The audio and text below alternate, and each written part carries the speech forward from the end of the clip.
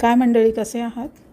मी जेव्हा हे प्लांटिंगचं blog start केला तेव्हा मी हे एक छोटंसं ॲग्लोनेमाचं रोप घेतलेलं.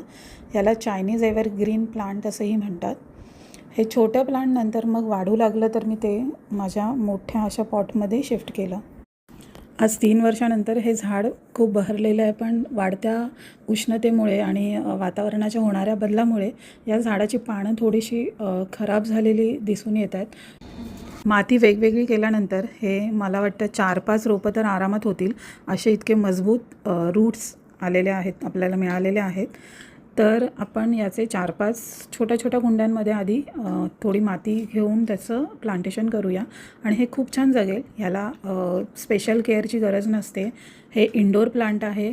या प्लांटसाठी जास्त पाणी लागत नाही. हे माइल्ड सनलाईटमध्येही जगू शकतं आणि ग्रोथही खूप छान होते.